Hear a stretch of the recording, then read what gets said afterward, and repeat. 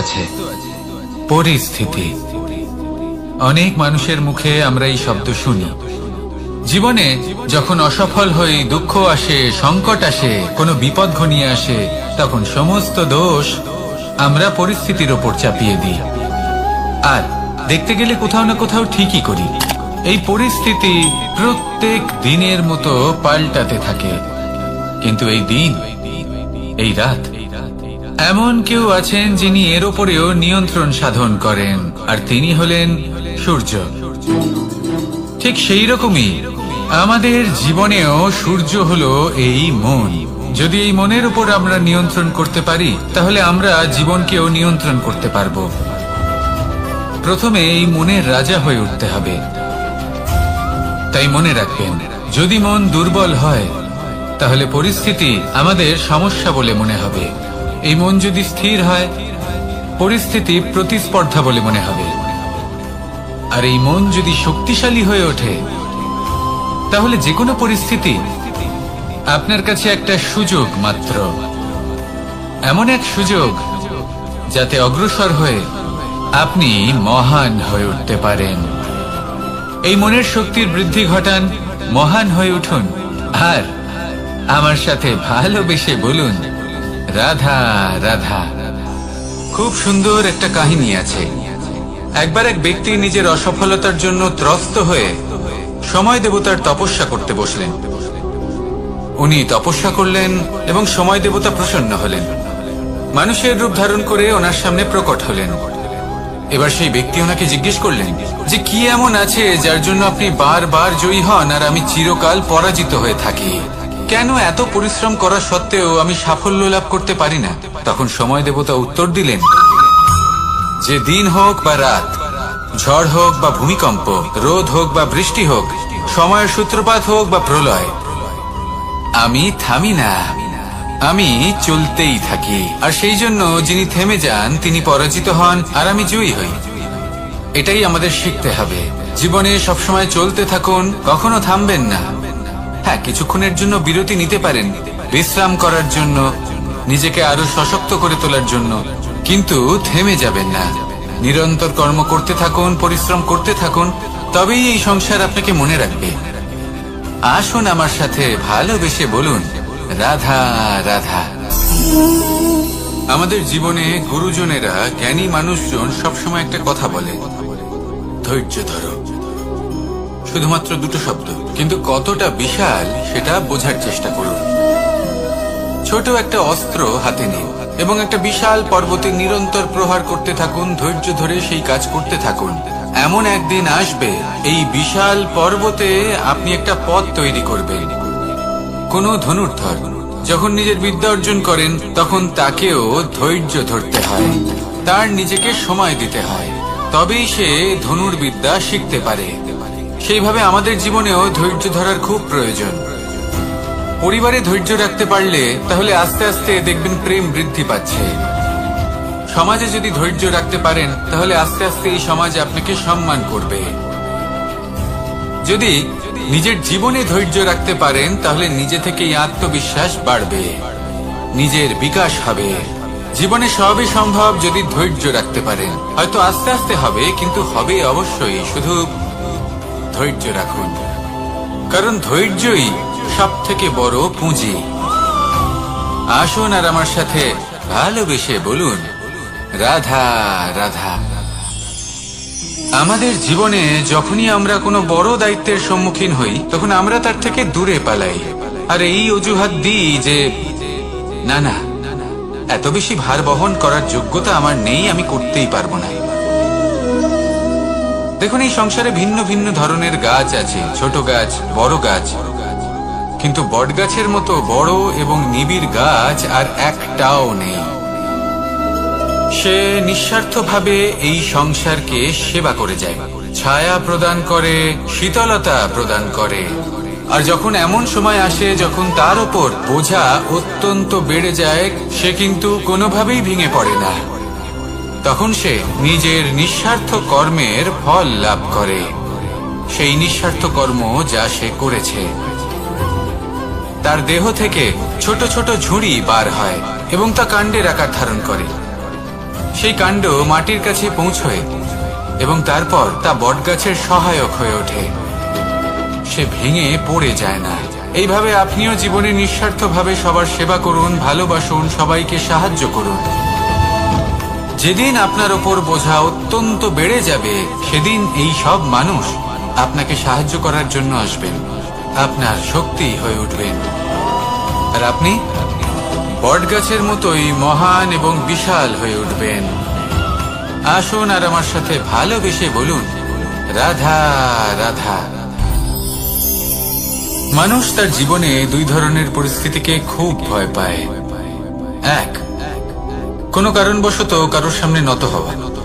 দুই, কোনো কারণে নিজের চরিত্র থেকে, নিজের মূল্যবোধ থেকে বিচ্যুত হওয়া। এবার কেন হয় এরকম যে কথায় কথায় কারোর সামনে নত হতে হয়? কেন বারংবার নিজের চরিত্র থেকে চ্যুত হতে হয়? এরকম কেন হয়? এটা তখনই হয় যখন আমাদের শিক্ষা এবং মূল্যবোধের অভাব থাকে। যদি মানুষের মধ্যে প্রকৃত শিক্ষা থাকে, তাহলে এই সংসারে কোনো সময় এবং কারোর সামনেই নত হওয়ার কোনো প্রয়োজন নেই। যদি মানুষের মধ্যে মূল্যবোধ থাকে, তাহলে তাকে নিজের মূল্যবোধ বা চরিত্র থেকে বিচ্যুত হতে হয় না, তা সে যাই হয়ে যাক না কেন। কোনো বালককে যদি জন্ম থেকেই সুশিক্ষার অধিকারী করা হয়, শিক্ষিত করা হয়, মূল্যবোধের অধিকারী করা হয়, তবে সে এই সংসারে এমন কর্ম করবে যাতে সে নিজেকে, নিজের পরিবারকে, সমগ্র সমাজকে গর্বিত করতে পারে। শিক্ষা লাভ করুন, মূল্যবোধ লাভ করুন এবং আমার সাথে ভালোবেসে বলুন, রাধা রাধা। আমাদের সকলের জীবনে একটা লক্ষ্য থাকে যেটা আমরা লাভ করতে চাই। ঠিক যেন একটা প্রতিস্পর্ধা বিদ্যমান যে কে সব থেকে আগে নিজের লক্ষ্যে পৌঁছতে পারবে। আর সেই জন্য আমরা সকলেই খুব তাড়াতাড়ি এগোতে চেষ্টা করি, বড় এবং দীর্ঘ পদক্ষেপ ফেলি যাতে তাড়াতাড়ি নিজের লক্ষ্যে পৌঁছতে পারি। কিন্তু এক অত্যন্ত গুরুত্বপূর্ণ বিষয় আছে, সবসময় লক্ষ্য সামনে থাকবে না, কখনো কখনো তা খুঁজতে হয়। এই যাত্রা খুব কঠিন হতে পারে, আর ঠিক এই কারণেই সবসময় দ্রুত গতিতে চলা বা তাড়াতাড়ি পথে চলা সেটা আবশ্যক নয়। তার থেকেও বেশি গুরুত্বপূর্ণ হলো ভেবেচিন্তে তারপর পথ চলা। যদি ভেবেচিন্তে পদক্ষেপ ফেলেন, চলতে পারেন, তাহলে সেটাই সর্বশ্রেষ্ঠ পদক্ষেপ। কখন কোন দিকে যেতে হবে, কখন কোথায় দিক পাল্টানো যাবে না, কখন গতি বেশি রাখতে হবে, কখন কম, কখন থামবো, কখন চলবো, এই সব কিছুর বিষয়ে জ্ঞান অত্যন্ত গুরুত্বপূর্ণ এবং ভেবে চিন্তে চলতেই হবে। সেই জন্য শুধু তীব্র গতিতে সামনে এগোলে চলবে না, ভাবনা চিন্তা করে এগোতে হবে। আসুন আমার সাথে ভালোবেসে বলুন, রাধা রাধা। কখনো কোনো প্রজাপতিকে উড়তে দেখেছেন? কি সুন্দর উড়ে বেড়ায় সে, এক ফুল থেকে অন্য ফুলে, এক পাতা থেকে অন্য পাতার উপর। কিন্তু সে কিভাবে উড়তে শেখে কখনো ভেবেছেন? জন্ম থেকেই কিন্তু প্রজাপতির ডানা থাকে না, ও কিন্তু ছোট্ট একটা ডিমের আকারে জন্ম লাভ করে। তারপর সেই ডিমটি ভেঙে একটি কীট বাইরে আসে। আস্তে আস্তে সে বড় হয়, ওর শক্তি বৃদ্ধি পায়। তারপর সে সেই কীট দশা ত্যাগ করে নিজের ডানাগুলি মেলে। এই প্রক্রিয়া তার কাছে সরল নয়, অত্যন্ত যন্ত্রণাদায়ক প্রক্রিয়া, কিন্তু সে সেই যন্ত্রণা মেনে নেয়। আর তারপর আস্তে আস্তে সে উড়তে শেখে। শুধুমাত্র আকাশে উড়ে বেড়ায় তা নয়, আমাদের মনের মাঝে উড়ে বেড়ায়। এবার এই ডিম থেকে প্রজাপতি হয়ে ওঠার যে যাত্রা, এটা যতটা কঠিন, ততটাই কঠিন হয় এই সংসারে শ্রেষ্ঠ কর্ম করা, ততটাই কঠিন হয় এই সংসারে মহান হয়ে ওঠা। সেই জন্য প্রয়োজনীয় প্রচেষ্টা এবং সময়। নিরন্তর প্রচেষ্টা করতে থাকুন, পর্যাপ্ত সময় নিন এবং আপনি নিজেকে এই আকাশে উড়ন্ত অবস্থায় পাবেন। আসুন আমার সাথে ভালোবেসে বলুন, রাধা রাধা। পায়েস হলো আমার বিশেষ প্রিয়। এর মধুর স্বাদ মনকে প্রফুল্ল করে তোলে। ছোটবেলায় মা আমার জন্য পায়েস বানাতেন এবং আমাকে বলতেন, যে গরম থাকতে থাকতে খেয়ে নে কানাই, ঠান্ডা হয়ে গেলে ভালো লাগবে না। কিন্তু আমিও দুষ্টু ছিলাম, ঠান্ডা হওয়া পর্যন্ত অপেক্ষা করতাম, আর ঠান্ডা হয়ে যাওয়ার পরে মার কাছে যেতাম আর ওনাকে বলতাম যে মা, পায়েস তো ঠান্ডা হয়ে গেছে, এটা গরম করে দিন। তখন মা হাসতেন আর বলতেন যে পায়েস না হয় আমি আবার গরম করে দেব কানাই, কিন্তু এর মধুর স্বাদ, সেই মিষ্টত্ব, সেই সুবাস, সেটা আবার ফিরে আসবে না। কথাটা সত্যি। আর এই সত্যটাই আমাদেরও জীবনের সত্য। আমাদের জীবনের মধুর সম্পর্কগুলি, এতে যখন কটুভাব প্রবেশ করে তখন সেই মিষ্টত্ব ফিরিয়ে আনা প্রায় অসম্ভব ব্যাপার হয়ে যায়। আপনি চেষ্টা করে সেই সম্পর্ক ঠিক করতেই পারবেন, তার জন্য অগাধ পরিশ্রম করতে হবে, কিন্তু আবার সেই মিষ্টত্ব কখনো ফিরে আসবে না। সেই জন্য আপনার জীবনের যে মধুর সম্পর্ক আছে, যতটা সম্ভব চেষ্টা করুন তাতে মিষ্টত্ব বজায় রাখতে। কটুভাব আসতে দেবেন না। আসুন আর আমার সাথে মধুর স্বরে বলুন, রাধা রাধা। শব্দ, শব্দ আসলে কি? শুধুই কয়েকটি অক্ষরের সমষ্টি, নাকি আমাদের বাণী? এই শব্দ এমন এক শক্তি যা কাউকেই নিজের বশবর্তী করে ফেলতে পারে। শব্দ এমন এক অস্ত্র যা কাউকে ক্ষত বিক্ষত করে দিতে পারে। এই শব্দ হলো একটি নাদ স্বরূপ যা কোনো ঘুমন্ত ব্যক্তিকেও জাগিয়ে তুলতে পারে এবং নিজের লক্ষ্যের দিকে অগ্রসর করতে পারে। শব্দে এত শক্তি আছে যে কারোর মনে এতটা আঘাত দিতে পারে যে সে হয়তো জীবনে আর কখনো এগোতেই পারল না। তাহলে এই শব্দের প্রয়োগ খুব ভেবে চিন্তে করবেন। এবং এই শব্দের মতোই হলো নীরবতা। অনেক সময় এই নীরবতা আমাদের সহায়ক হয়ে ওঠে। অনেক সময় এটা আমাদের অনুশোচনাকে অনেক বেশি বাড়িয়ে তুলতে পারে। ভীষ্ম পিতামহ, অঙ্গরাজ কর্ণ, যখন দ্রৌপদীর বস্ত্রহরণ হচ্ছিল তখন এনারা নীরব ছিলেন। দুর্যোধনের বিরোধিতা করেননি, ওকে বাধা দেননি। আর তারপর কি হলো সেটা আপনারা সকলে জানেন। দেখতে গেলে নীরবতা চুপ করে থাকা, কিন্তু যদি কোনো দুষ্টের সামনে চুপ করে থাকেন, যদি তার বিরোধিতা না করতে পারেন, তাহলে এই নীরবতাই অনেক বড় পাপের আকার ধারণ করে। মনে রাখবেন আর আমার সাথে ভালোবেসে বলবেন, রাধা রাধা। আভূষণ, কার না ভালো লাগে এই আভূষণ? আমরা পরিশ্রম করি, ধন অর্জন করি আর আভূষণ কিনে থাকি, কখনো নিজের জন্য, কখনো বা তাদের জন্য যাকে আমরা ভালোবাসি, বা তাদের জন্য যাকে আমরা সম্মান করি। হয়তো সেই জন্যই সীতা চূড়ামণি ধারণ করেছিলেন এবং আমি সামন্তকমণি। কিন্তু এটাই কি সেই প্রকৃত আভূষণ যা আপনার মূল্য বৃদ্ধি করে? না। শ্রীরামের আভূষণ হলো ওনার নম্র ভদ্র ব্যবহার।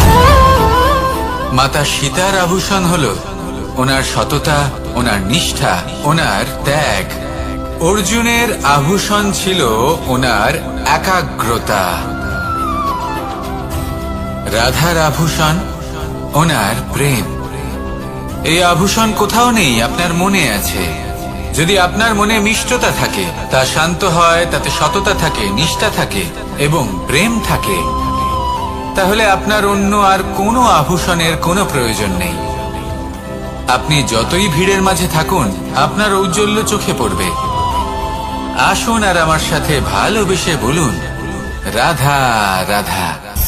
এই সংসারের সব থেকে বড় সত্যি হলো জন্ম এবং মৃত্যু, কিন্তু আরো বড় একটা সত্য আছে, মিত্র এবং শত্রু, যা আমাদের সকলের জীবনে থাকে। মিত্র সে যে আমাদের সঙ্গ দেয় এবং সংসারের সব থেকে উঁচু শিখরে আমাদের নিয়ে যায়, এবং শত্রু সে যে যে কোনো মুহূর্তে যে কোনো শিখর থেকে আমাদের নিচে ফেলে দিতে পারে। এবার বিচিত্র ব্যাপার হলো এটাই যে আমরা নিজেরাই এদের সাথে নিয়ে চলি, নিজেরাই এদের পালন করি। তা কি করে? প্রথমে বুঝুন এই মিত্র এবং শত্রু কারা। আপনার নিজের মন, আর কেউ নয়। এই মনই হলো মিত্র। যখন তাতে ভারসাম্য বজায় থাকে, তা নিয়ন্ত্রিত থাকে, তা পবিত্র হয়। কিন্তু যদি এই মন অনিয়ন্ত্রিত হয়ে পড়ে, যদি আপনাকে সে নিয়ন্ত্রণ করতে শুরু করে, তখন সেই আপনার সব থেকে বড় শত্রু হয়। সেই জন্য এই মনের ওপর নিয়ন্ত্রণ রাখতে শিখুন, এতে ভারসাম্য বজায় রাখতে শিখুন। তাহলে আপনি এমন এক বন্ধুকে পাবেন যে আপনাকে এই সংসারের শিখরে পৌঁছে দেবে। আসুন আমার সাথে ভালোবেসে বলুন, রাধা রাধা। ঈশ্বর আসলে কে? সংসারের বেশিরভাগ মানুষের কাছে ঈশ্বর হলেন এই সংসারের রচয়িতা, পালনকর্তা। কারোর কাছে উনি জ্ঞাতা, কারোর কাছে উনি হলেন আস্থার প্রতীক, আবার কারোর জন্য শুধুমাত্র অন্ধবিশ্বাস। কিন্তু এই ঈশ্বর কি কোনো শরীর, নাকি একটা বোধ, নাকি শুধুই শ্রদ্ধা? ঈশ্বর হলেন তিনি যিনি হলেন আপনার ইষ্ট। সেই জন্যই তো গুরু, মাতা, পিতা এনাদেরও ঈশ্বরই বলা হয়েছে। যাদেরকে আমরা ঈশ্বর বলে মনে করি, যারা আমাদের ইষ্ট, তারা আমাদের একটি পথ দেখান, একটি দিকে চালিত করেন। সেই পথে চলে আপনি শুভ কর্ম করতে পারেন। আর যখন কোনো ব্যক্তি তার ঈশ্বরের আদেশ পালন করেন, তখন সে নিজে থেকেই শুভ পথে অগ্রসর হয়ে যান। বেশ কয়েকজন মানুষ ঈশ্বরের ওপর আস্থা রাখেন এবং ভাবেন যে অনুচিত কোনো কাজ করা উচিত নয়, ঈশ্বর দেখছেন। ওনারা ভয় পান যে কোনো অনুচিত কর্ম করলে কে জানে তার পরিণাম কি হবে। এমন অনেক ব্যক্তি রয়েছেন যারা ঈশ্বরকে বিশ্বাস করেন এবং জানেন যে ঈশ্বর তাদেরকে দেখছেন। তাই যে যে শুভ কর্ম ওনারা করেছেন তার ফল তারা অবশ্যই পাবেন। এবার আপনি ভয় পেয়ে ঈশ্বরকে বিশ্বাস করবেন, নাকি বিশ্বাসের দ্বারা ঈশ্বরকে বিশ্বাস করবেন, সেই সিদ্ধান্ত আপনারই। কিন্তু হ্যাঁ, যদি আপনার মনে ঈশ্বরের জন্য কোনো স্থান থাকে, যদি আপনার কোনো ইষ্ট থাকেন, যদি আপনি কাউকে ঈশ্বর মনে করেন, যার প্রত্যেক আদেশ আপনি পালন করে থাকেন, তাহলে বলি ঈশ্বর কখনো আপনাকে অনুচিত পথে চালিত করবেন না। আসুন আমার সাথে ভালোবেসে বলুন, রাধা রাধা। এই সংসারে ভিন্ন ভিন্ন ধরনের গাছ আছে, অসংখ্য ধরনের প্রজাতি আছে। কিছু গাছ পাতা দিয়ে থাকে, কিছু ফুল, কিছু ফল। কেউ ছায়া প্রদান করে, কেউ শীতলতা প্রদান করে, কেউ নিজেকে খুব কষ্ট দিয়ে এই সংসারের বিকাশে সহায়ক হয়ে ওঠে। কিন্তু এই সবার মধ্যে একটা বিষয় কিন্তু সমান, এরা প্রত্যেকেই পাতা ছাড়া, ফুল ছাড়া, ফল ছাড়া জীবিত থাকতেই পারে, কিন্তু কোনো বৃক্ষই শিকড় ছাড়া বেঁচে থাকতেই পারে না। এটাই হলো রাধার। ঠিক সেইভাবেই আমাদের জীবনে শক্তি হোক, ধন হোক বা সাফল্য হোক, আমাদের বা আমাদের পরিবারের প্রসন্নতাই হোক, এই সব কিছুর আধার হলো, সবকিছুর মূল হলো পরিশ্রম। তাই জীবনে চিরকাল পরিশ্রম করতে থাকুন। যদি আপনি জীবনে মহান হবার পথে অগ্রসর হতে চান, তাহলে পরিশ্রম করুন। এই পরিশ্রম দ্বারাই নিজের পরিবারকে প্রসন্ন করুন, নিজের বন্ধুদের প্রসন্ন করুন, এই সমাজকে গর্বিত করুন। আসুন আমার সাথে ভালোবেসে বলুন, রাধা রাধা। এই সংসারের সব থেকে বড় রোগ কোনটা? কেউ বলবে মানসিক রোগ, কেউ বলবে সেই রোগ যা সর্পদংশনের ফলে হয়ে থাকে। এই সংসারে ভিন্ন ভিন্ন ধরনের রোগ আছে এবং তার সাথে ভিন্ন ভিন্ন ধরনের যন্ত্রণাও রয়েছে। এমন একটা রোগ আছে যা চোখে দেখা যায় না, যা আপনার শরীরে কোনো দাগ রেখে যায় না, কিন্তু আপনার আত্মাকে পর্যন্ত ক্ষত বিক্ষত করে, অসুস্থ করে তোলে, বিনাশ করে দেয় আপনাকে এবং তার সাথে আপনার আত্মাকে। এই অসুখের নাম হলো লালসা। লালসা, যে কর্ম সাধন করেছেন তার থেকে বেশি ফল লাভ করার আশা। লালসা, যা আজ আছে তার থেকে অনেক বেশি লাভ করার ইচ্ছে। এই ইচ্ছে এই সংসারে সবার থেকে এগিয়ে থাকার আপনাকে প্রেরণা যোগাবে, কিন্তু তার জন্য আপনাকে অপরাধযোগ্য কাজ করতে উৎসাহিত করবে। আপনার বন্ধু, আপনার আত্মীয়, আপনার পরিবার, এই সবার থেকে আপনি কখন দূরে চলে যাবেন আপনি বুঝতেই পারবেন না। উচিত অনুচিত কোনটা, ধর্ম অধর্ম কোনটা, সব ভুলে যাবেন আপনি। সেজন্য মনে রাখবেন, নিজের জীবনে যদি আপনি লালসার থেকে নিজেকে দূরে রাখতে পারেন, তাহলে এর অর্থ হলো যে আপনি এই সংসারের সব থেকে বড় অসুখের ওপর বিজয় লাভ করেছেন। আসুন আমার সাথে ভালোবেসে বলুন, রাধা রাধা। এই সাগর কত বিশাল আকার, কখনো শান্ত কখনো উত্তাল, কিন্তু এই সাগরকে এত মহান কে করে তুলল? জল। এবার এই জলের যাত্রা দেখুন, সেটা কতটা কঠিন। এই জল সাগরে থাকে, সূর্য ওকে এতটা উত্তপ্ত করে তোলে যে এই জল নিজের অস্তিত্ব হারিয়ে ফেলে এবং বাষ্পে পরিণত হয়ে হাওয়ায় মিলিয়ে যায়। তারপরে আকাশে যায় আর নিজের অস্তিত্ব আবার হারিয়ে ফেলে, মেঘে পরিণত হয়।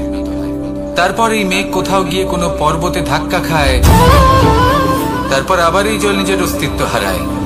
তারপরে বর্ষার রূপ ধারণ করে তা বর্ষিত হয়, বা কোনো পর্বতের চূড়ায় তার শিখরে বরফের রূপ ধারণ করে। তারপরে এই বর্ষা মাটির দিকে নিজের যাত্রা শুরু করে। এবার মাটিতে ঝরে পড়া এই বর্ষা স্রোতের আকার ধারণ করে এবং আস্তে আস্তে বইতে থাকে। এই নদীর আকার ধারণ করে এবং নদী রূপে বইতে বইতে পাথরে ধাক্কা খায় বা কোনো পর্বতে ধাক্কা খায়, আর তারপর এই নদী এসে সাগরে সমাহিত হয়ে যায়। নদীর এই জল আবারও নিজের অস্তিত্ব হারিয়ে ফেলে, কিন্তু এইবার সেই জল নিজেই সাগরে পরিণত হয়। এটা আমাদের সকলের জন্য একটা শিক্ষা যে এই সংসারে জীবন এবং সময়ের হলো এক অনন্ত যাত্রা। এই সংসারে যা কিছু আছে তার সূত্রপাত কোথাও একটা হবেই। সেই জন্য মৃত্যু এবং সমাপ্তির চিন্তা ত্যাগ করে দিন, আর যে সূত্রপাত আপনি লাভ করছেন তার আনন্দ উপভোগ করুন।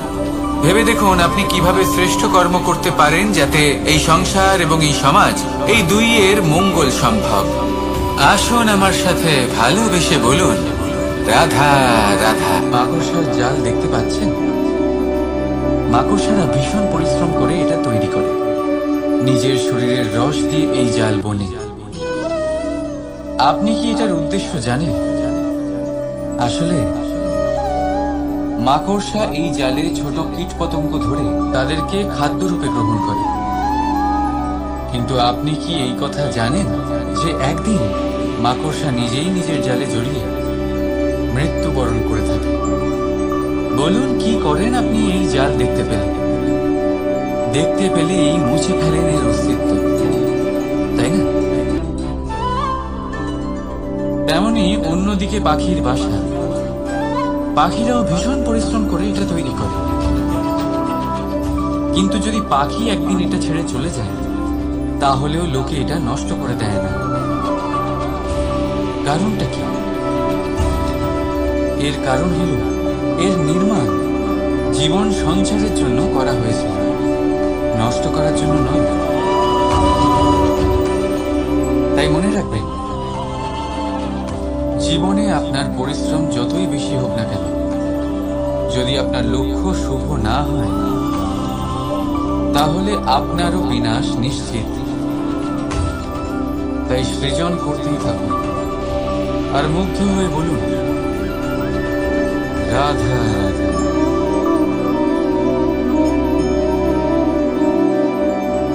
আপনার কি মনে হয় আমি কি করছি? আপনি বলবেন আমি প্রদীপ জ্বালাচ্ছি। সঠিক, কিন্তু প্রশ্ন হচ্ছে যে আমি কি আপনাকে বলেছি যে একে প্রদীপ বলা হয়? না। এই প্রদীপ কি নিজেই নিজের পরিচয় আপনাকে দিয়েছে? না। তাহলে আপনি কি করে জানলেন যে একে প্রদীপ বলা হয়? উত্তর হচ্ছে, করবে যে লোকে আপনাকে প্রদীপ ভেবে ভালোবাসবে, নাকি সাপ ভেবে ভীত হয়ে থাকবে। রাধা রাধা। সময় কত বিচিত্র হয়।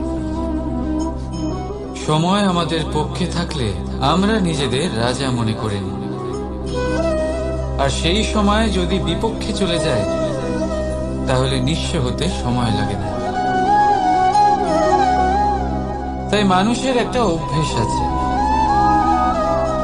খারাপ সময়ের জন্য কিছু সঞ্চয় করা। আত্মীয়, বন্ধু খারাপ সময়ে পাশ থেকে সরে যায়। যশ, মান প্রতিকূল সময় চিরস্থায়ী হয় না। তাই মানুষ মনে করে অর্থ সঞ্চয় করাই শ্রেয়। অর্থের কোনো হৃদয় নেই যা সময়ের সাথে পরিবর্তিত হবে। সংসার বলে সর্বদা অর্থ সঞ্চয় করতে থাকুন। খারাপ সময়ে অবশ্যই কাজে লাগবে, কিন্তু আমি বলবো শুভ কর্ম করতে থাকুন, আনন্দে থাকুন, নিজের ওপর আর ঈশ্বরের ওপরে বিশ্বাস রাখুন। খারাপ সময় কখনো আসবেই না। রাধা রাধা। প্রকৃতি মানুষকে এক বিশেষ শক্তি দিয়েছে, অন্য জীবের থেকে বেশি শক্তি দিয়েছে। স্মরণ শক্তি। এই শক্তি মানুষকে অন্য জীবের থেকে ভিন্ন করে, ইতিহাস রচনা করার প্রেরণা দেয়, জ্ঞানকে বংশানুক্রমে এগিয়েও নিয়ে যায়। আর যারা ভুলে যান, অধিকাংশ সময় তারা উপহাস আর দয়ার পাত্র হয়ে যান। কিন্তু এটাই কি প্রকৃত রূপে সত্য? না। এই স্মরণ শক্তি মানুষের বিকাশে সব থেকে বড় বাধা হয়ে দাঁড়ায়। তার মনকে দূষিত করে দেয়। খারাপ অভিজ্ঞতা, কারোর করা বিশ্বাসঘাতকতা, কারোর কটাক্ষ বেশিরভাগ মানুষই ভুলতে পারেন না। রাধা রাধা। মানুষ নিজের পরিবারের জন্য কত কিছুই না করে, দিন রাত পরিশ্রম করতে থাকে যাতে তার পরিবারের প্রয়োজন পূরণের জন্য অর্থ রোজগার করতে পারে। কিন্তু শুধু অর্থ রোজগার করাটাই কি যথেষ্ট? আপনি বলবেন হ্যাঁ, নিশ্চয়ই। অর্থ দিয়ে সব কিছু পাওয়া যায়, বিদ্যা পাওয়া যায়, বাড়ি পাওয়া যায়, ওষুধ পাওয়া যায়, আর কত কিছুই না পাওয়া যায়। এইসব একটা পর্যায় পর্যন্ত সঠিক, কিন্তু একটু মন দিয়ে ভেবে দেখুন, যখন কোনো শিশু অসুস্থ হয়ে পড়ে তখন সে ওই তিক্ত ওষুধ কেন খেয়ে নেয়? এই জন্য কারণ ওর পিতা সেই ওষুধ অর্থ দিয়ে কিনেছে? না, বরং এই জন্য কারণ তার পিতা যে তার সামনে দাঁড়িয়ে, তার উপরে তার বিশ্বাস আছে। বিশ্বাস আছে যে উনি তার কিছু হতে দেবেন না। এই বিশ্বাস, এই সংস্কার, এই শিক্ষা কখনো অর্থ দিয়ে পাওয়া যায় না। এটা পাওয়া যায় সেই সময় থেকে যা মাতা পিতা তাদের সন্তানের সাথে কাটিয়েছেন। তাই জীবনে অর্থ অবশ্যই উপার্জন করুন, কিন্তু নিজের পরিবারকেও সময় দিন, আনন্দ পাবে। রাধা রাধা। বিরোধিতা এমন এক শব্দ যা শুনে আমরা সবাই ভয় পেতে থাকি। যদি কেউ আমাদের বিরোধিতা করে তা আমাদের সহ্য হয় না। আমরাও কারোর বিরোধিতা করে কোনো শত্রুতা করতে চাই না। এই ধরনের ভাবনা আমাদের মনে আসতেই থাকে। কিন্তু বিরোধিতা, এই শব্দ আপনার শান্তির জন্য, আপনার সুখের জন্য কতটা গুরুত্বপূর্ণ তা আপনারা জানেন না। তাই যদি কাল এসে কেউ আপনার বিরোধিতা করে, তখন সবার আগে নিজেকে যাচাই করুন। আপনি কি ভুল করেছেন? আপনার দোষ কি? নিজের মধ্যে কি ত্রুটি আছে সেটা বোঝার চেষ্টা করুন, নিজেকে সংশোধন করার চেষ্টা করুন, তারপর দেখুন বিরোধিতার এই আগুন আপনাকে স্বর্ণ থেকে কুন্দন বানিয়ে তুলবে। বলা হয় এই সংসারে খারাপ বেড়েই চলেছে, কিন্তু তার কারণ এ নয় যে খারাপ মানুষ বেড়ে চলেছে। তার কারণ হলো যে ভালো মানুষ, যাদের ভালো চিন্তা, ভালো বিচারধারা আছে, তারা খারাপের বিরোধিতা করতে পারে। যদি আপনার সম্মুখে কোনো খারাপ কর্ম হয়, তাহলে তার বিরোধিতা করতে সংকোচ করবেন না, কারণ বিরোধিতার এই আগুন মন্দকে পিছুপা হতে অবশ্যই বাধ্য করে। রাধা রাধা। জীবনে আপনি এরকম মানুষও দেখবেন যারা এটা বলে, ভাবে, নিজেকেও বলে যে উনি সেই এমন ব্যক্তি যার মতো আমি হতে চাই। ঠিক আছে, কারোর থেকে প্রেরণা নেওয়াটা কোনো ভুল নয়, কিন্তু কখনো কখনো এই প্রেরণা গুরুত্বহীন হয়ে যায় আর আমরা শুরু করে দিই সেই ব্যক্তিকে নকল করতে। এখানেই থেমে যায় আমাদের উন্নতি। এবারে দেখুন, সংসারে শত কোটি রঙের ফুল আছে, কিন্তু তারা কখনো একে অপরকে নকল করে না। সময়কে ব্যবহার করুন নিজের অস্তিত্ব নির্মাণ করার জন্য, কারণ কারোর ছায়া হওয়ার থেকে ভালো আপনি কারোর জন্য প্রেরণা হয়ে উঠুন। রাধা রাধা। আমরা সকলে পাথুরে রাস্তা এড়িয়ে চলি, কারণ এই পথের পাথর আমাদের যাত্রা আরো কঠিন করে তোলে, আমাদের পা আহত করে দেয়। কিন্তু একটা গুরুত্বপূর্ণ কথা আমরা ভুলেই যাই, এই কঠিন পথই না শুধু আমাদেরকে নিজেদের দুর্বলতার সাথে পরিচয় করায়, বরং আমাদের শক্ত হওয়ার প্রেরণাও দিতে থাকে।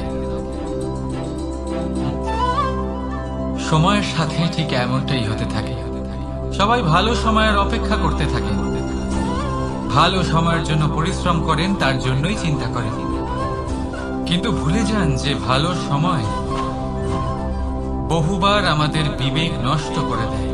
সেখানেই খারাপ সময় আমাদের বুদ্ধিকে সঠিক পথে চালিত করে।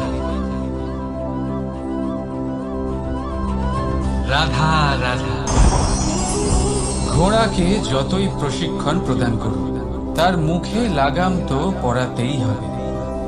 একজন ভালো চালক সেই ঘোড়ার লাগাম মাঝে মাঝে টেনে ধরে, তাকে সঠিক পথে চালিত করতে, যাতে সেই ঘোড়া দিকভ্রান্ত না হয়। এবার একটু ভাবুন, ঠিক এরকমই হয় আমাদের মন। যদি এটা বিবেকের লাগাম দিয়ে মাঝে মাঝে আমরা টেনে না ধরি, তাহলে আমাদের এই মন দিকভ্রান্ত হতে পারে। আর যদি আপনি আপনার লক্ষ্যে পৌঁছতে চান, তখন মনের এই লাগাম মাঝে মাঝে আপনাকে অবশ্যই টেনে ধরতে হবে, কারণ বিবেকের এই পথ প্রদর্শনই আপনাকে ভালোভাবে আপনার লক্ষ্যে পৌঁছে দেবে। মনে রাখবেন আর আমার সাথে ভালোবেসে বলবেন, রাধা রাধা। আপনি কখনো জাঁতা কল দেখেছেন? তাতে গম পেশা হয়। গমকে এমন ভাবে পেশা হয় যাতে আমরা তা খেতে পারি, জীবিত থাকতে পারি। আর যদি আপনি মন দিয়ে দেখেন, তাহলে কলের নিচের অংশ কখনো ঘোরে না, শুধুমাত্র উপরের অংশই ঘোরে। আর তবেই তা গম পিষতে পারে, আর তবেই রুটি তৈরি হতে পারে। কিন্তু ভেবে দেখুন, যদি কলের দুটো অংশই ঘুরতে থাকে, তাহলে কি হবে? তা গম পেশার বদলে একে অপরকে পিষে নিজেদের অস্তিত্ব শেষ করে দেবে। তাই জীবনে কোনো কাজ যখন মন আর মস্তিষ্ক মিশিয়ে করা হয়, তখনই তা সম্পন্ন হয়। কিন্তু যখন বিষয় হলো ভক্তি, তখন মস্তিষ্কের যুক্তির মৌন থাকা প্রয়োজন। আর যখন বিষয় হলো কর্ম আর ন্যায়, তখন মনের আবেগের মৌন থাকা প্রয়োজন। তাই মন আর মস্তিষ্কের এই সম্মিলনে সতর্ক থাকবেন। একসাথে অবশ্যই চলবে, কিন্তু একে অপরের বাধা যেন না হয়ে দাঁড়ায়। রাধা রাধা। আমি একটা এমন শব্দ যার অনেকগুলি মানে হয়, যার আসল অর্থ হল অহং। যদি আপনি কথা বলেন সৃষ্টির নির্মাণ নিয়ে, তাহলে আমি ব্রহ্মদেব হয়ে সৃষ্টির নির্মাণ করবে। যদি আপনি কথা বলেন প্রলয়ের, তাহলে সেই আমি মহাদেব হয়ে বিনাশ করবে। এই আমি সঙ্গতিপূর্ণ, কিন্তু শুধু ততক্ষণ যতক্ষণ আপনি এটা সবার সাথে ভাগ করছেন। কিন্তু আমরা বহুবার এর মানে বুঝতে পারি না। এই অহংকে সীমিত করে দিই একটা ব্যক্তি অবধি, শুধু নিজে। আর তখনই জেগে ওঠে অহংকার, যাতে প্রাধান্য পায় শুধুমাত্র আমি, আমরা নয়। আর একজন ব্যক্তি একা না উৎপাদন করতে পারে আর না করতে পারে সৃজন। এবারে দেখুন, বৃষ্টির এক ফোঁটা, তারও অস্তিত্ব আছে, কিন্তু তা ধরিত্রীতে পড়লেই সমাপ্ত হয়ে যায়। কিন্তু যখন ফোঁটাগুলি একসাথে পড়ে তখন শুরু হয় বর্ষা, আর তখনই তৈরি হয় ধারা। রাধা রাধা। বলুন, কি দেখতে পাচ্ছেন আপনি? আমার হাতের এই সাদা বস্ত্র, নাকি এতে লেগে থাকা এই কালো দাগ?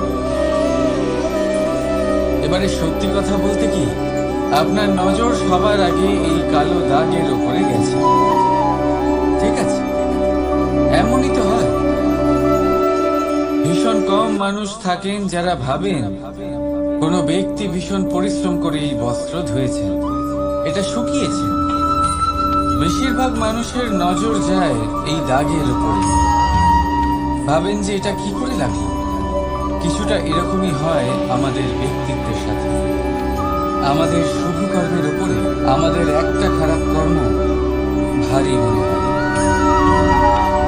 এবারে ভাবুন, যদি আমি চন্দ্রের কথা বলি, তাহলে তার শীতল আলো দেখার পূর্বে তার কলঙ্ক লক্ষ্য করে, সেই চাঁদে লেগে থাকা কালো দাগ দেখে নেয়। সেই জন্যই বিশেষ করে যারা শুধুমাত্র শুভ চিন্তা করেন আর উপকারী কর্ম যারা করেন, তাদের আমি বলবো সাবধানে থাকবেন। কারণ আপনার একটা খারাপ কর্ম চিরকালের জন্য উদাহরণ হয়ে দাঁড়াবে। রাধা রাধা। সাফল্য। যদি আপনাকে জীবনে সাফল্য পেতে হয়, তাহলে আপনি একাধিক মানুষ পাবেন যারা একাধিক উপায় বলবে আপনাকে সাফল্য পাবেন।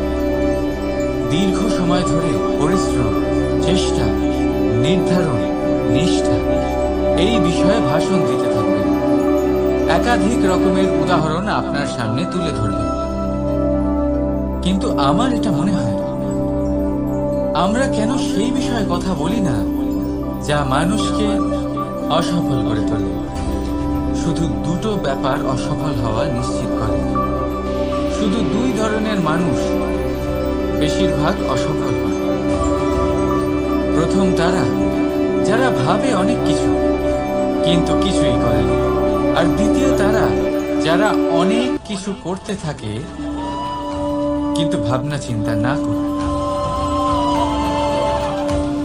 ভাবনা আর কর্ম, এদের মাঝে সামঞ্জস্য রাখা খুব জরুরি। যদি এটা থাকে, তাহলে জীবনে কখনো অসফল হবেন না। রাধা রাধা। আপনি অনেককে এই কথা নিশ্চয়ই বলতে শুনেছেন, এই ব্যক্তির দৃষ্টিতে দম্ভ আছে, এই ব্যক্তির চোখের ওপর অহংকারের পর্দা পড়ে আছে, ইত্যাদি ইত্যাদি। চলুন আমি আপনাকে একটা প্রশ্ন করছি, আপনি দেখেন কি দিয়ে? দৃষ্টি দিয়ে নাকি দৃষ্টিভঙ্গির সাহায্যে? ভাবুন। চিন্তায় পড়ে গেলেন নিশ্চয় পরিচয়ের সাথে সাক্ষাৎ করা। উদাহরণ হিসেবে চন্দ্র। চন্দ্র আমরা সবাই দেখেছি। বহু মানুষ আছেন যাদের চন্দ্র অত্যন্ত সুন্দর লাগে, পাথরকে ভগবান ভেবে পুজো করবেন, নাকি ভগবানকে পাথর ভেবে পরিত্যাগ করবেন? সিদ্ধান্ত আপনার, কিন্তু এই সিদ্ধান্ত নির্ভর করে আপনার দৃষ্টিভঙ্গির উপর। তাই নিজের দৃষ্টিভঙ্গি শুভ রাখুন, নিজের দৃষ্টিভঙ্গিতে ভালোবাসা রাখুন, আর আনন্দে বলুন রাধা রাধা। বড় বড় রাজমহলে বড় বড় ইমারতের চূড়া কত সুন্দর হয়, কিন্তু আপনি কি কখনো এই বিষয়ে ভেবেছেন যে এই সুন্দর চূড়ায় পৌঁছতে গেলে আপনাকে পৃথিবীতে পাপ ফেলতেই হবে? সেই সুন্দর চূড়ায় পৌঁছে দীপ্তি পাওয়ার জন্য আপনাকে একটা কঠিন পথ অবলম্বন করতেই হবে। যদি আপনি কোনো কঠিন পথে না গিয়ে এই পৃথিবীর সাহায্য ছাড়াই শুধু উচ্চতার দিকে অগ্রসর হতে থাকেন, তাহলে সর্বদা অসফল হবেন। সেই জন্য নিজের স্বপ্ন পূরণের এই যাত্রাতে নিজের পথ কখনোই হারাবেন না, নিজের পথ থেকে সরবেন না। যদি এমন করেন তাহলে তো আপনার স্বপ্ন পূরণ হবেই না, তার সাথে আপনি নিজের পথও হারাবেন। রাধা রাধা। কৌতুক অর্থাৎ হাসি, এটা জীবনে কতটা গুরুত্বপূর্ণ। আমরা সর্বদাই হাসতে চাই, আমরা সর্বদা অন্যের মুখে এই হাসি দেখতে চাই। কিন্তু এই কৌতুক অনেক প্রকারের হয়, আর এই কৌতুকের ভিত্তি কি সেটাও খুব গুরুত্বপূর্ণ। কৌতুক কেবল তখনই পাবেন যখন তা শুদ্ধ মন থেকে আসবে। কৌতুক তখনই পাবেন যখন তা শান্ত আর অপমানিত ব্যক্তির মন তিক্ত হয়ে থাকে। তাই মনে রাখবেন যে এই কৌতুক যেন কৌতুকই থাকে, তা উপহাস বা কটাক্ষ না হয়ে যায়। রাধা রাধা। মানুষ এই শব্দের সূচনা হয় মন থেকে, আর সেই জন্যই হয়তো আমাদের এই মন এতটা গুরুত্বপূর্ণ। এবারে দেখুন না, আমাদের মনই সবকিছু চালনা করে। মনই সেই যে কল্পনা করে, মনই সেই যা কল্পনাকে বাস্তবে পরিণত করার জন্য পরিশ্রম করতে আমাদের প্রেরণা যোগায়। মনই সেই যা লোভের জালে জড়িয়ে পড়ে। মনই সেই যা অভিমানের পর্দা দিয়ে ঢেকে যায়। আর এই মনই সেই যা আপনাকে বিনাশের দিকে টেনে নিয়ে যেতে পারে। কিন্তু যদি তা পরোপকার করার ইন্ধন পায়, তাহলে এমন কোনো মহান কাজ নেই যা আপনি করতে পারবেন না। কিন্তু এই মন কি? এটা বোঝানো যায় দুটো শব্দের মাধ্যমে, দুটো সহজ শব্দ। প্রথম, একজন কুশল সেবক। দ্বিতীয়, একজন সংকট প্রবণ মালিক। যদি আপনার এই মন আপনার নিয়ন্ত্রণে থাকে, তাহলে সে হলো আপনার সেবক। তাই আপনার অস্তিত্ব আছে। কিন্তু যদি আপনার মন আপনার কর্মের উপরে নিয়ন্ত্রণ করে, তাহলে এই মন আপনার মালিক, আর তখন আপনার বিনাশ নিশ্চিত। তাই নিজের এই মনকে নিয়ন্ত্রণে রাখুন, কিন্তু ভালোবেসে। আসুন আমার সাথে আনন্দে বলুন রাধা রাধা। এই সূচ দেখতে পাচ্ছেন আপনি? এটা শুদ্ধ লোহা দিয়ে তৈরি, বস্ত্র সেলাই করার কাজে লাগে, অস্ত্রোপচারে কাজে লাগে। কিন্তু আপনি কি কখনো ভেবে দেখেছেন এই সূচ কিভাবে তৈরি হয়? লোহার এক বড় অংশকে পিটিয়ে পিটিয়ে টেনে টেনে তাকে পাতলা বানানো হয়। এরপরেই আমরা পেয়ে থাকি সুচ। ভাবুন, যদি লোহার টুকরোতে অনর্গল প্রহার করার ফলে একটা লোহার টুকরো সূচে পরিণত হয়, তাহলে আমাদের জীবনে অনর্গল চেষ্টা করার ফলে জীবনের সমস্ত অংশকে আমরা কত প্রভাবশালী কাজে পরিণত করতে পারি। শুধু প্রয়োজন দৃঢ় নিশ্চয়তা। তাহলে আসুন আমার সাথে ভালোবেসে বলুন, রাধা রাধা। বিশ্বাস, জীবনে বিশ্বাস কতটা গুরুত্বপূর্ণ। একজন স্ত্রী তার স্বামীর হাত ধরে যে কোনো জায়গায় যেতে পারে, এর কারণ হলো বিশ্বাস। তার নিজের স্বামীর উপরে বিশ্বাস আছে। যখন একজন মা তার ছোট বাচ্চাকে কোলে তুলে হাওয়ায় ওঠায়, তখন সেই বাচ্চা ভয়ভীত হয়ে যায় না। তার কারণ হলো বিশ্বাস। তার বিশ্বাস আছে যে তার মা তার কিচ্ছু হতে দেবে না। এক বৈদ্যের দেওয়া ঔষধ সন্তান কিছু না বুঝে শুনেই খেয়ে ফেলে। সেই বৈদ্যের জ্ঞানের বিষয়ে তার কোনো ধারণাই থাকে না। শুধু নিজের পিতার উপরে বিশ্বাস আছে যে তার পিতা তাকে খারাপ কিছুই দেবে না। যখন এই সংসারের প্রতিটা বন্ধন বিশ্বাসের উপরে দাঁড়িয়ে আছে, তাহলে কেন এই বিশ্বাসকে আমরা জীবনে আনতে পারি না? আপনি নিজেই দেখুন, এই বিশ্বাস নিজের জীবনে এনে দেখুন, সবকিছু আরো সুন্দর হয়ে যাবে। তাই ভালোবেসে বলুন, রাধা রাধা।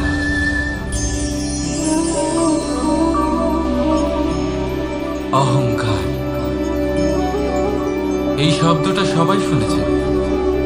বহু মানুষকে আপনি এটা বলতে শুনেছেন যে ওই ব্যক্তির অহংকার আছে, ওই মানুষটির ক্ষমতার অহংকার আছে, ওই ব্যক্তির নিজের রূপ নিয়ে অহংকার আছে, ওই ব্যক্তির নিজের অর্থের অহংকার আছে, ইত্যাদি ইত্যাদি।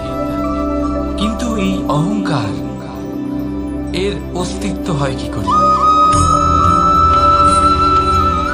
এবারে একবার এই হাতটা দেখুন। যদি এই হাতের 5 আঙ্গুল উঠে দাঁড়ায়, আশীর্বাদ। আর যদি এই হাতের 5টা আঙ্গুল একসাথে মুঠো হয়ে যায়, শক্তি। সংকটের বিরুদ্ধে ঢাল। কিন্তু এই একটা আঙ্গুল সংকটের কারণ হয়ে দাঁড়াতে পারে। এই একটা আঙ্গুল শত্রুকে আহ্বান জানায়। এবার অহংকার বলে এই শব্দটাই দেখে নিন। আমাদের থেকে আলাদা হয়ে গেলে হয় অহং। অহং অর্থাৎ ব্যক্তির মনে হয় যে সে আপনদের থেকে, নিজের বন্ধুদের এবং সঙ্গীদের থেকে, নিজের পরিবারের থেকে অনেক উপরে, অনেক শ্রেষ্ঠতর। কিন্তু মনে রাখবেন, এই অহংকার কোনো ব্যক্তির অস্তিত্বের বিনাশের প্রথম ধাপ। তাই ঝেড়ে ফেলে দিন এই অহংকারকে, আর বিশ্বাস করুন আমাদের ওপর, কারণ তখনই আপনি শান্তি পাবেন। আর সেই শান্তির সাথে বলে উঠবেন, রাধা রাধা।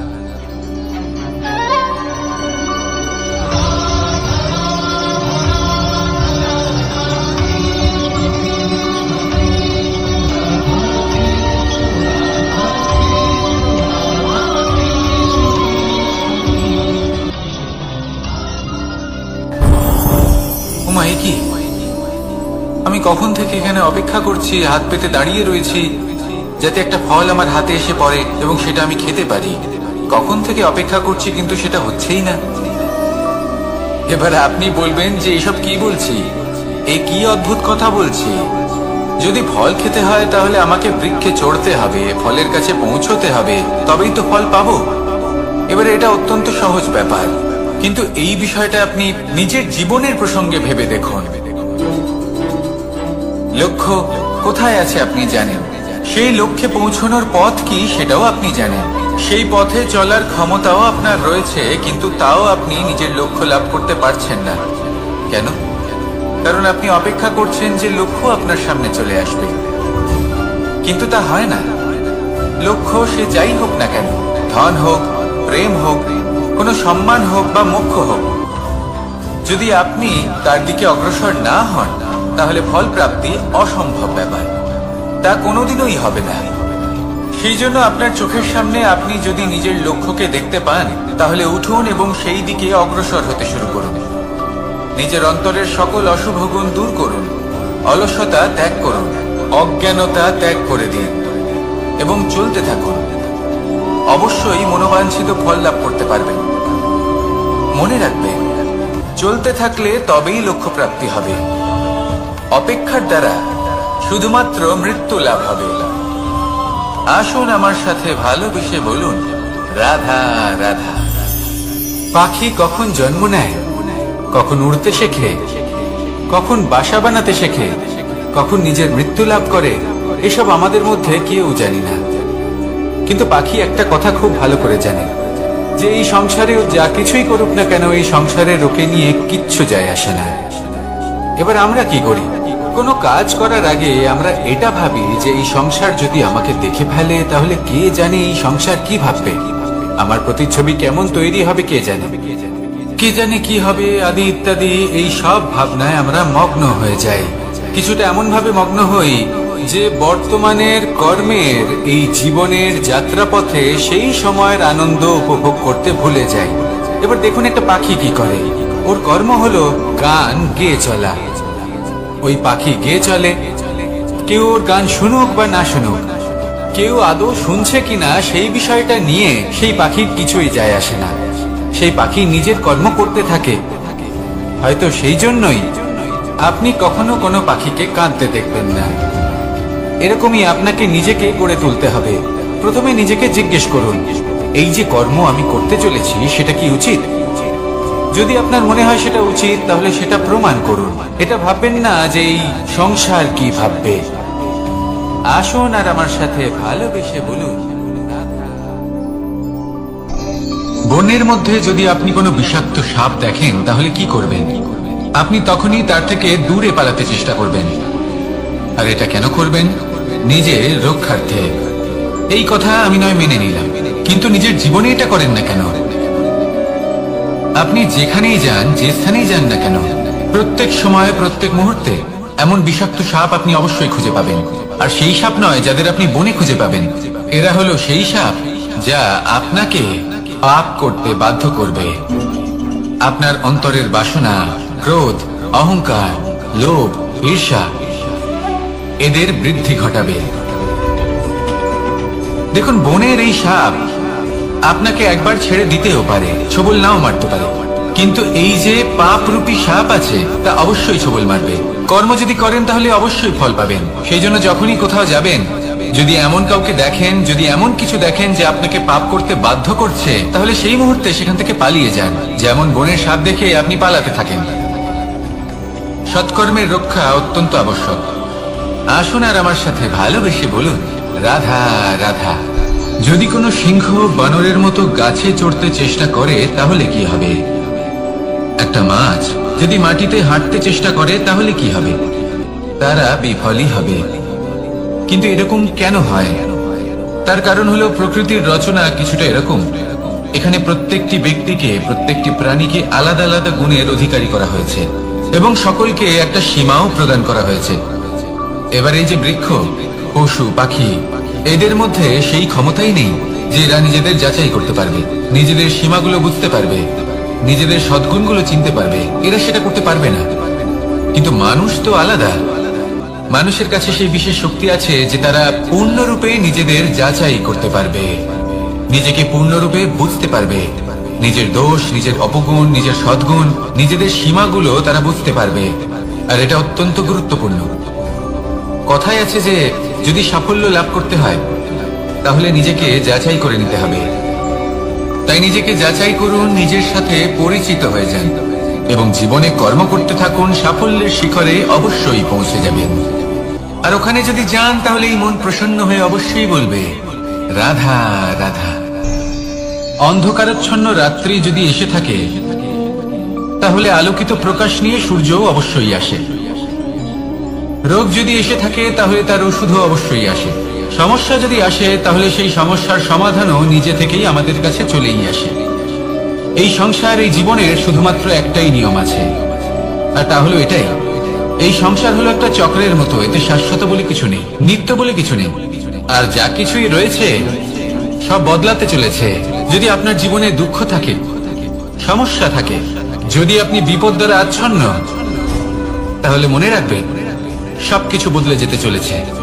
দুঃখের সময় কাঁদবেন না, মনকে আরো দুঃখী করে তুলবেন না, কারণ এখানে যা কিছুই এসেছে তা যাওয়ার জন্যই এসেছে। তাহলে এত চিন্তা কিসের? আনন্দ সহকারে জীবন যাপন করুন আর আমার সাথে ভালোবেসে বলুন রাধা রাধা। রাত্রিবেলায় যখন আলোকিত জোনাকিদের দেখেন তখন মন প্রসন্ন হয়ে ওঠে। এদের দেখতে খুবই সুন্দর লাগে। আর এমন ঠিক কেন হয়? প্রথম হলো এটাই যে রাতের বেলায় চতুর্দিক অন্ধকারাচ্ছন্ন থাকে। এমত অবস্থায় যদি আমরা কোথাও একটু প্রকাশ দেখি তাহলে সেটাই আশার কিরণের ন্যায় মনে হয়। সেই প্রকাশই আমাদের মন প্রসন্ন করে তোলে। আর সেই জন্য যে সকল মানুষ রাতের বেলায় কোনো জোনাকি দেখতে পান তারা প্রসন্ন হয়ে যান।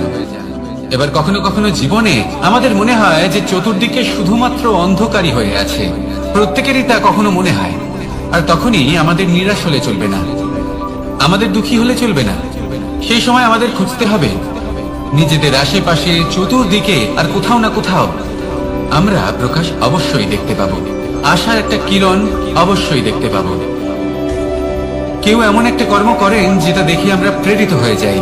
আর এমন কোন কর্ম যদি আপনারা করেন তাহলে সেই কর্ম আপনার মনকে প্রসন্ন ভাব, আনন্দ এবং ভালোবাসা দ্বারা ভরিয়ে তুলবে। আপনার অন্তরে সেই অন্ধকারের অন্ত করবে, দুঃখেরও অন্ত করবে।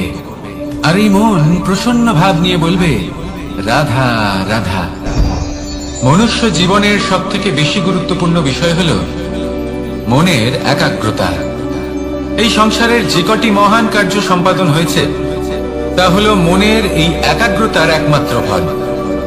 আপনি অবশ্যই দেখে থাকবেন অনেক ছোট বড় নদী যা বয়ে চলে তাদের সামনে একটা বাঁধ নির্মাণ করা হয় সেই সব নদীর জল সঞ্চয় করতে। বাঁধ হয়ে গেলে প্রয়োজন মতো বা মনের ইচ্ছে মতো তাকে ব্যবহার করা সম্ভব। এবার এটাই আমাদের মনের সাথেও সম্ভব। আমাদের মনের একাগ্রতা আজকের দিনে দাঁড়িয়ে বিভিন্ন ধরনের বিকার, ক্রীড়া এবং ভোগের মধ্যে ভাগ হয়ে গেছে। একে একত্রিত করতে হবে, একটা বাঁধ নির্মাণ করতে হবে, কর্মের বাঁধ। আপনাকে শুধু এটাই করতে হবে, যেটা উচিত কর্ম সেটাই করুন, যেটা অনুচিত কর্ম সেটা করা থেকে নিজেকে বিরত রাখুন। ব্যাস, এই কাজটাই আপনি করতে থাকুন, করতে থাকুন। মনের মধ্যে একাগ্রতার বাঁধ নির্মাণ করুন।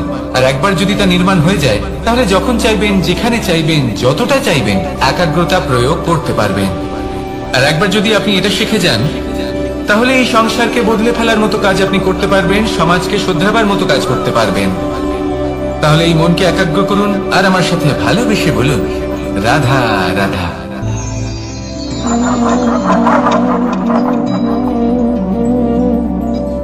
কোন ব্যক্তিকে নিশ্চয়ই দেখেছেন যিনি নিজে কাঠ কাটার এই কাজে নিপুণ এবং অভিজ্ঞ।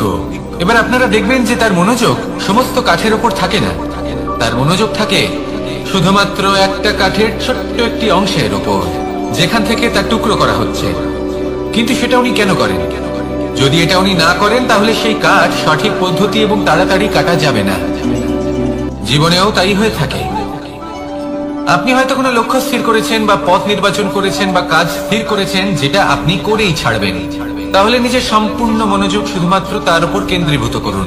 যদি আপনার মন এদিক ওদিক তাকাতে থাকে, অস্থির হয়ে পড়ে, বিচলিত হয়ে পড়ে, যদি তা হয়ে থাকে তাহলে আপনি অবশ্যই অসফল হবেন। তাই কর্মঠ থাকুন, নিরন্তর কর্ম করতে থাকুন এবং পূর্ণ মনোযোগ দিয়ে নিজের কাজ করুন। নিজের পথে অগ্রসর হন বা নিজের লক্ষ্য প্রাপ্ত করতে চেষ্টা করুন। তারপর দেখুন কি হয়, কিভাবে উচিত পথে এবং তীব্র গতিতে আপনার লক্ষ্য আপনার কাছেই পৌঁছে যায়। আর আপনার এই মন প্রসন্ন হয়ে বলে রাধা রাধা। কখনো কোনো নদীকে দেখেছেন? একই আকার, একই স্থান, শুধু প্রবাহিত হতে থাকে। এর মধ্যে কখনো কোনো অপদ্রব্য ফেলে দেখুন, দেখবেন সেটা বেশিক্ষণ সেখানে থাকে না। সেটা নদীর সাথে বইতে থাকে আর বয়ে যেতে যেতে সাগরে সমাহিত হয়ে যায়, আর শেষ পর্যন্ত সাগর সেটাকে তটে ফেলে দেয়। কিছুটা এমন হওয়া উচিত আমাদের বিচারধারাও। এক স্থানে তা স্থগিত হওয়া উচিত নয়, এটা সবসময় প্রবাহমান হওয়া উচিত। তবেই আমাদের চেতনা, আমাদের মূল্যবোধ এবং আমাদের স্মৃতি, এই তিনটি শ্রেষ্ঠ থাকবে। আর এটাই হলো পুকুর এবং নদীর মধ্যে পার্থক্য। নদীতে জল সবসময় বয়ে চলে, সেই জন্য পবিত্র থাকে, শুদ্ধ থাকে এবং পরিষ্কার থাকে। আর সেখানে এই পুকুরের তলদেশে সব জমা হতে থাকে, আর সেই জন্য তা অপবিত্র হয়ে যায়।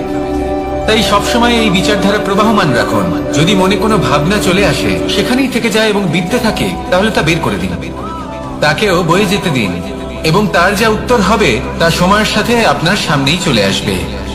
শুধুই নদীর মতো প্রবাহমান হন আর আমার সাথে ভালোবেসে বলুন, রাধা রাধা। এই সংসারে সাফল্য লাভ করার জন্য জ্ঞানের প্রয়োজন হয়, পরিশ্রমের প্রয়োজন হয়, দৃঢ় নিষ্ঠার প্রয়োজন হয়, নিরন্তর চেষ্টা করা প্রয়োজনীয়।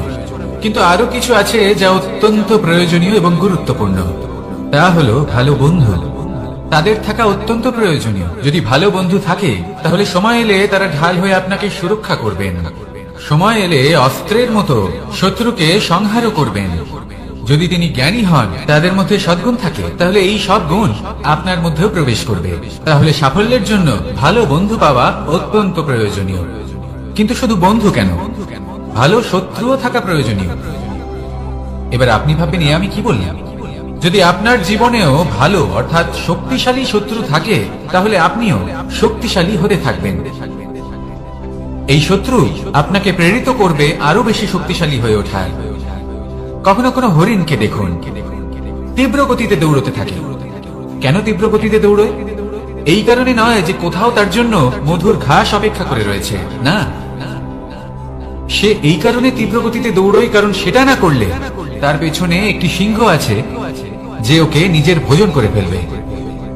তাই জীবনে বিপদ, সংকট, এই সবকিছুও হলো অত্যন্ত গুরুত্বপূর্ণ। তার সম্মুখীন হতে শিখুন আর আমার সাথে ভালোবেসে বলুন, রাধা রাধা।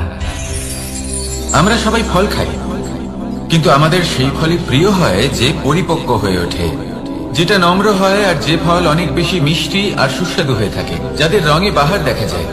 সেইভাবে জীবনে আমরা নানান মানুষের সাথে পরিচিত হই, কিন্তু সেই মানুষই আমাদের মন ছুঁয়ে যায় যারা বিনম্র স্বভাবের, যাদের বাণী খুব মধুর, যাদের অন্তরে আত্মবিশ্বাসের একটা তেজ, একটা রং দেখা যায়।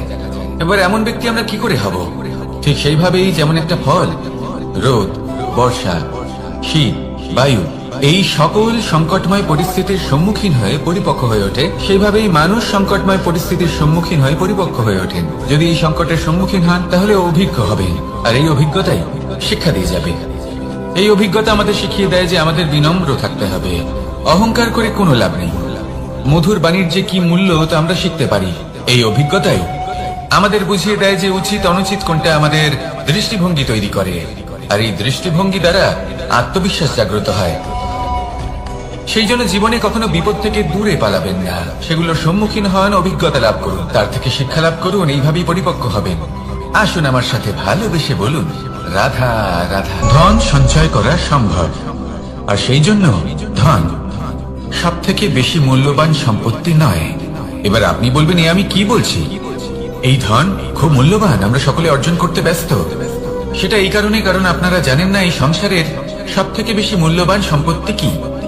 এ হলো সেই সম্পত্তি যা কখনো সঞ্চয় করা সম্ভব নয়। আপনার কাছে যতই ধন থাকুক, তা দিয়ে আপনি স্বাস্থ্য লাভ করতে পারেন, বাড়ি কিনতে পারেন, আদি ইত্যাদি, কিন্তু আপনি যতই ধনী হন না কেন, ফেলে আসা দিনের একটা মুহূর্ত আপনি লাভ করতে পারবেন না। এই একটা মুহূর্ত, এই সময়, এটাই হলো সংসারের সব থেকে মূল্যবান সম্পত্তি। একবার চলে গেলে তা কখনোই ফিরে আসে না। আর এই মুহূর্ত যতই চলে যাক না কেন, আমরা স্মৃতির মাধ্যমে সেগুলি যাপন করতে পারি, তার আনন্দ উপভোগ করতে পারি। আর যার সাথে আমরা সময় অতিবাহিত করেছি, তার স্মৃতিতে আমরা চিরকাল জীবিত থাকতে পারি।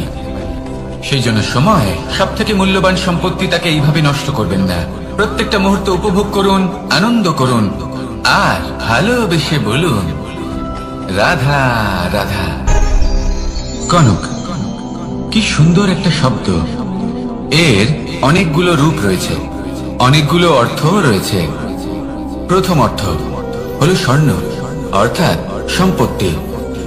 দ্বিতীয় অর্থ ধুতুরা, অর্থাৎ গাছের ছোট একটা বীজ, যা কিনা অত্যন্ত শক্তিশালী হয়।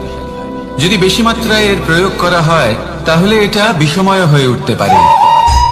এই হলো সেই ধুতুরা যার প্রয়োগ মহাদেবের পুজোতে করা হয়। এবার প্রশ্ন হলো এটাই যে এই স্বর্ণ এবং এই ধুতুরার মধ্যে মিল কি রয়েছে। মিল হলো এটাই যে এই দুটোই মানুষকে মত্ত করে তোলে। ধুতুরা মানুষকে তখন মত্ত করে যখন তাকে সেবন করা হয়, কিন্তু স্বর্ণ, ধন সম্পত্তি, মানুষ সেটা যতটাই অর্জন করে নেয় সেটাই যথেষ্ট। এই স্বর্ণ মানুষের ভাবনা চিন্তা করার ক্ষমতাকে বশ করে ফেলে। মানুষ সম্পত্তির লোভে মত্ত হয়ে ওঠে, কারণ যে যত চমৎকারী, যতটা অমূল্য হয় তাকে সামলানো কিন্তু ততটাই কঠিন, তাই না? তাই মনে রাখবেন, ধন, স্বর্ণ, সম্পত্তি এগুলো ধুতুরার থেকেও অনেক বেশি বিষাক্ত হতে পারে। তাই এর উপর আত্মসংযমের একটা কবচ পরিয়ে রাখবেন এবং বিবেকের শক্তির সাথে এগুলো প্রয়োগ করুন, তবেই কল্যাণ হবে। আসুন আমার সাথে ভালোবেসে বলুন, রাধা রাধা। আমার কাছে যশোদা মা যেমন, আমার কাছে দেবকী মা যেমন, আমার কাছে ঠিক তেমনই হলেন গোমাতা। এবার ভেবে দেখার বিষয় হলো এটা যে এই সংসারে অসংখ্য প্রাণী আছে, একজন গাইকে একজন মায়ের মর্যাদা কেন দেওয়া হয়? তাহলে এর অনেকগুলো কারণ আছে। এই গাই অর্থাৎ গোমাতা, এনারা হলেন অত্যন্ত শান্ত, শান্তি প্রিয়, কখনো কারোর কোনো ক্ষতি করতেই পারেন না। গোমাতা যে দুধ নিজের বাছুরকে পান করান সেই দুধই আমাদেরও দেন। সেই দুধ পান করে আমরা শক্তি লাভ করি। এই দুধ থেকে আমরা মাখন, ঘি, পায়েস এইসব সুস্বাদু খাবার লাভ করি।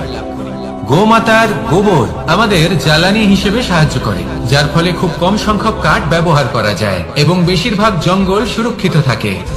গোমাতার গোমূত্র সেটাও আমাদের কাছে লাভজনক। এর দ্বারা আমরা অনেক রোগ থেকে মুক্তি লাভ করতে পারি। গোমাতা যখন একটি বাছুরকে জন্ম দেন তখন সেই বড় হয়ে আমাদের ক্ষেত কর্ষণ করে। সেই জন্য গাইকেও জীবনে মায়ের মর্যাদা দেবেন। যতটা সম্ভব তাকে সেবা করুন এবং ভালোবেসে তাকে পালন করুন। এই মন নিজে থেকেই প্রসন্ন হয়ে বলবে, রাধা রাধা। মধু কারই না পছন্দ বলুন তো? অত্যন্ত সুস্বাদু হয় এই মধু, মিষ্টি খেতে হয় এবং তার শক্তিও প্রদান করে। এবং প্রত্যেকটি মিষ্টি পদার্থের মতোই এতেও খুব তাড়াতাড়ি পিঁপড়ে ধরে যায়। অন্যদিকে যদি নুনকে দেখি তাহলে বছরের পর বছর রাখলেও এতে পিঁপড়ে ধরে না। এবার যদি কথা বলি বন্ধুত্বের, তাহলে বন্ধুত্ব নুনের মতো হওয়া উচিত, মধুর মতো নয়। যারা সামনে এলে শুধুমাত্র মধুর মধুর কথা বলবে, পরে এতে পিঁপড়ে ধরে যাবে, এটা নুনের মতো হওয়া উচিত। প্রকৃত বন্ধু হলো সে যে সময় এলে পরে আপনার সামনে আপনার প্রকৃত সত্য তুলে ধরবে, তা সে যতই কঠিন হোক না কেন। আপনার দোষ, আপনার অপগুণ, আপনার খামতি আপনাকে বলতে পারবে, যাতে আপনি সেগুলো শুনে মেনে নিয়ে তারপর নিজেকে শুধরোতে পারেন। এটাই হলো প্রকৃত বন্ধুত্ব।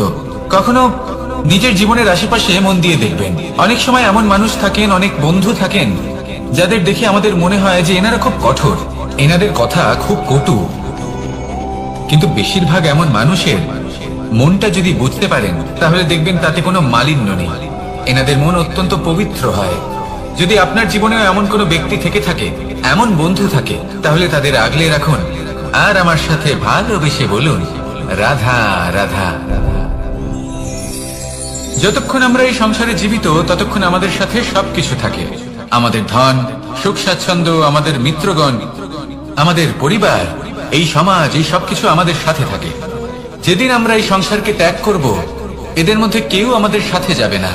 না ধন, না স্বাচ্ছন্দ্য, না সম্পত্তি। এই সকল মানুষ, এই সমাজ, এরা শুধুমাত্রই শ্মশান পর্যন্ত আমাদের সাথে থাকতে পারবেন। তারপরে যদি আমাদের সাথে কিছু যেতে পারে তাহলে তা শুধুই আমাদের ধর্ম। আর এই সংসারে আমরা নিজেদের যে সুনাম রেখে যাই, সেটা সম্ভব শুধুমাত্র কর্মের দ্বারা। সেই জন্য সংসারে যতদিন পর্যন্ত জীবিত আছেন, যদি কিছু অর্জন করতে চান তাহলে ধর্ম অর্জন করুন, ধর্মের বিষয়ে স্পষ্টতা অর্জন করুন এবং কর্ম অর্জন করুন। এটাই হবে আপনার অতীত এবং এটাই হবে আপনার ভবিষ্যৎ, এবং এটাই সকলকে প্রেরণা প্রদান করবে। আসুন আমার সাথে ভালোবেসে বলুন, রাধা রাধা। এই পরিবার হলো আমাদের জীবনের একটা অমূল্য সম্পদ, অমূল্য এক আশ্রয়, যা এই সংসারে হয়তো কোথাও আপনি পাবেন না। তাই একে আগলে রাখুন। পরিবার সেই গাছ। আসুন আমার সাথে ভালোবেসে বলুন, আর সেই গাছ। আসুন আমার সাথে ভালোবেসে বলুন, রাধা রাধা।